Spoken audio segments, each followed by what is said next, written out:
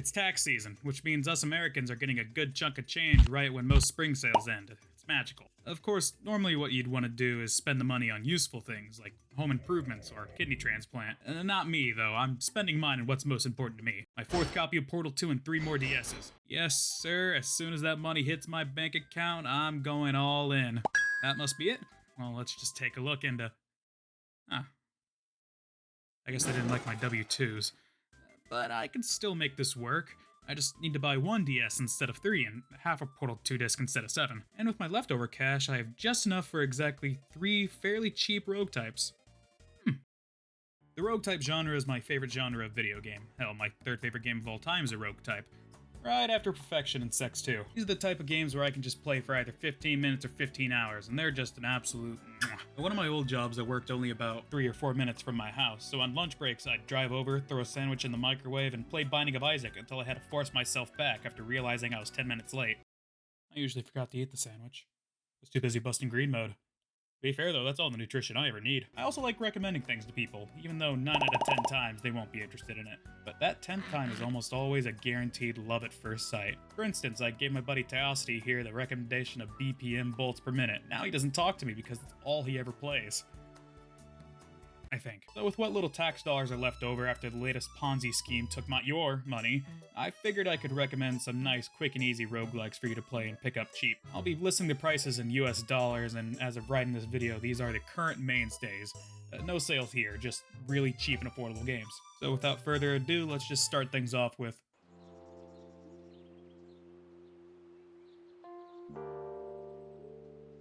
Here we have a deck building Civ manager with roguelite elements, which are all words in that sentence. Your goal is to stay alive by feeding your fat, lousy villagers and killing off any hostiles that enter your personal space. You start that goal by opening a pack of trading cards, and you continue that goal by mashing those cards together. Admittedly, anything deck builder usually rubs me wrong and dirty, but I'm more than okay with this one. The most deck builder it gets is with managing your max amount of cards and opening new packs for those delicious soils and foils. What I absolutely adore about Stacklands is the aesthetic of it all. I mean, look at it. It's so charmingly crude, like a kid's drawing of a horse. Sound design is equally as cute, especially with the villagers. It's almost as good as Minecraft's. Almost. As your village grows, so too does the need for food, and you'll soon realize that you can't keep relying on the berries the game first gives you. You have to move on to carrots, apples, onion. Not only does your village grow, but so too does the max amount of cards allowed, along with the space you work in. Eventually, you start getting portals opening up and sending bad dudes with rude attitudes through. You have to send the freshly born baby, not an adult, to go teach them some manners. Or die, you'll probably die. Stick it out and survive though, and you'll soon get the opportunity to explore these dungeon type areas. Graveyards, catacombs, forests. In these you'll find treasure chests, skeletons, and an artifact that'll eventually culminate in the finale of everything. My 2 biggest peeves to pet with Stacklands is how it handles food distribution. Well, the villagers taking food that's still growing in the garden that was almost done. I feel like this could be fixed with an extra menu that pops up and shows all the food cards currently on your board, with which ones are free to use and which ones are currently growing. This would also help me starve my citizens so that I can open the graveyard like the sick king I am. My other gripe was how you have to have either a really good memory or open the side menu every 20 seconds to remember how to put a shed together. I'm only on day 20 of my brain age letters. I can't, my memory's not there yet. The solution to this one is pretty simple. I just need a second monitor with a wiki open. Overall, this is a cute and somewhat relaxing time that doesn't take too long to get the grasp of. It's a little short at the moment, clocking in around 3 hours, 5 if RNG's is on your side for 100%ing it, but Sockpop have announced that they're working on more content for the future, which I'm excited to see. Next up we got...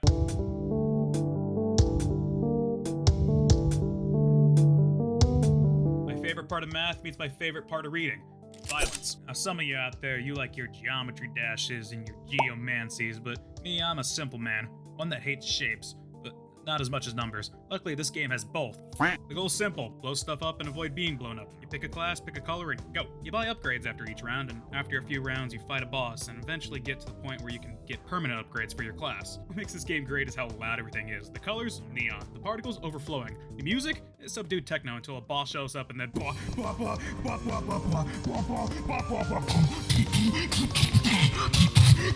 The game's just plain and simple fun, like one of those old Flash games you'd find at 2 in the morning after you'd beaten Gladiator Arena for the 3rd time that night. It just has that Flash feeling, like, I'm not even sure how else to describe it. It's a bullet-hell nightmare that has you dashing geometry. Hey, you see what I did? Shut up, it's funny. It makes it so easy to lose yourself while playing, both literally and figuratively. The amount of times I'd be shooting at a triangle and then have the realization that I have no idea where I was only added to the chaos of everything that was going on. After beating it once, you unlock endless mode, runes, game modifiers that make it even harder to shoot.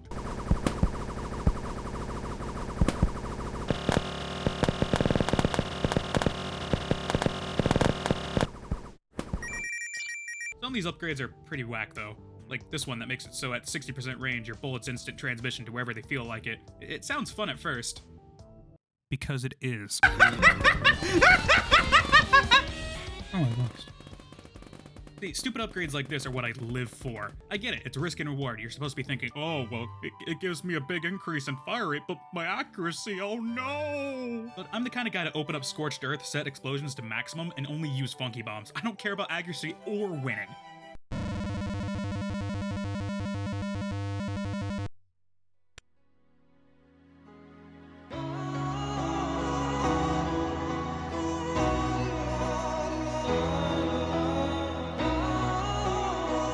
Trust me when I say that this game's got plenty of funky bombs. I've seen other people talk about how this one felt repetitive after 6 hours, and me personally, I don't really care since I like murdering squares, and for $6, that's exactly what I'm getting and more. If you love all things flashy and all things arcadey, this is probably the one for you. Otherwise, you might want to take a look at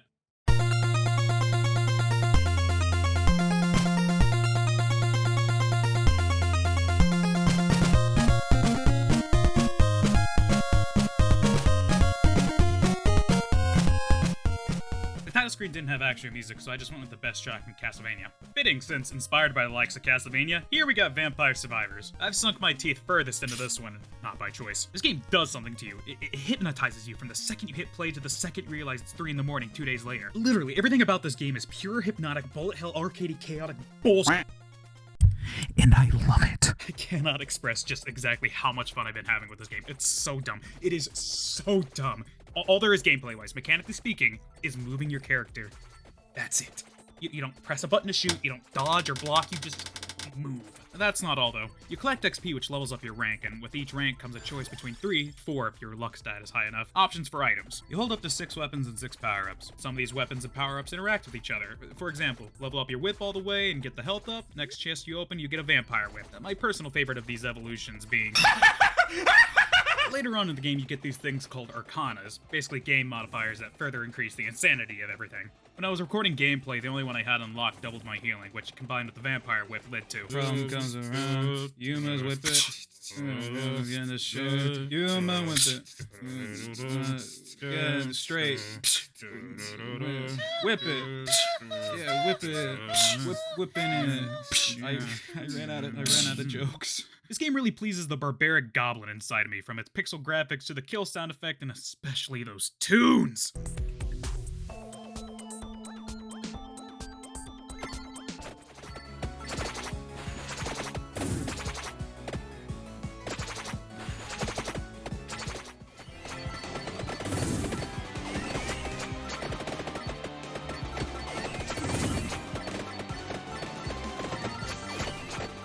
However, if you're like me, you can definitely crank down the music, throw on some random album or podcast, and voila! You have yourself not only one perfect time killer, but a perfect and killer time. I'm sorry. I laugh at it every time I hear it. What? And it hasn't even left early access yet. There's still plenty more to come. Hell, I was writing the script, the game was updated at 5 in the morning, with regular patches being fairly frequent to boot. I'm gonna be watching this one fairly closely. Hell, I might even do the unthinkable and join the Discord server. I do have a few gripes with the game, all of which aren't major enough to be deal breakers. My first problem is that evolutions are really, really good. Almost all of them are, anyways, and the Magic Water one is just kind of okay. But they're all really good. So good, in fact, I almost never want to take an item unless it leads to an evolution. I really love you, Bracer, but Infinitives are kinda lame when I can't dual stick. They still kick ass though, especially on any character that gives you more projectiles, then it just becomes a Brim Knife combo. Another annoyance is that just when my run is getting good, it ends.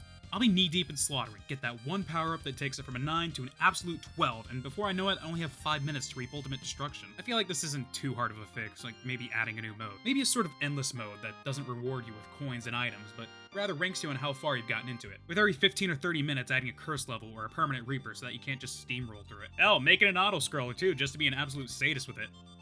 Or don't. I have no experience with game design, only complaining about it when it's bad or inconvenient to me. It's usually the latter. Overall, for $2.99, I couldn't recommend the game more. It's got the content, it's got the gameplay, it's got witches on brooms with murder cats, and it even has Los Mogos del Tiempo. Just be careful not to get stuck in their magic whatevers. It makes moving an absolute nightmare. So there we have it. 3 good, cheap, fun, and lasting games to spend some tax dollars on. That is, if you still have tax dollars.